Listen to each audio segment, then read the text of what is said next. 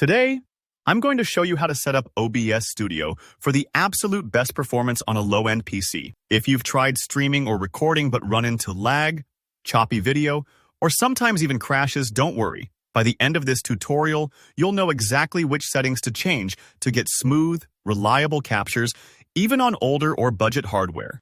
Let's jump right in by tweaking your video settings. Think of this as setting up the foundation for your entire stream or recording. First, set your base, or canvas, resolution to your monitor's native resolution. For most people, this is 1920 by 1080, but if your monitor is different, just match it up. This basically tells OBS what size workspace to expect, so your overlays and sources line up exactly like they should. Now, the output, or scaled, resolution is where you can unlock a lot of performance. Drop this down to 1280 by 720. Yes, that's a smaller size, but here's why it helps. OBS now only needs to process and broadcast a smaller image, which is way less demanding on your hardware, but still gives your audience a sharp 720p picture that looks great even on mobile devices. Next up, the downscale filter. This controls how OBS resizes your canvas down to that output size.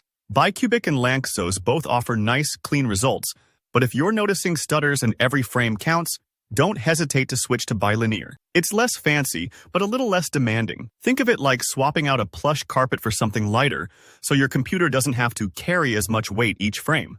When it comes to your FPS, or frames per second, less can actually be more for lower-end systems. Set this to 30 FPS, or even lower if you're still having trouble. You'll use less processing power, and 30 FPS is still smooth enough for most streams and recordings, especially if your content is more about talking, tutorials, or strategy rather than super fast-paced action. Okay, now let's dial in your output settings.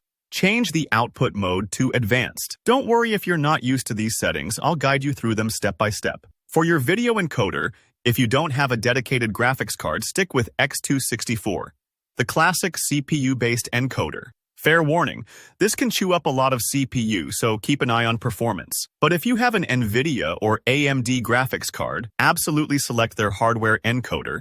That's NVENC for NVIDIA, or the AMD equivalent, because it'll handle video compression much more efficiently, freeing up your CPU for everything else. Bitrate is up next. For streaming, I recommend you start with a conservative 3000 kbps. This is a sweet spot for decent quality without overwhelming slower internet connections. If you notice your stream quality is a bit soft and your internet can handle it, you can slowly bump this number up. For recording to your own hard drive, you can safely raise the bitrate higher for crisp local files, as long as your storage drive can keep up. Set your rate control to CBR, which stands for constant bitrate.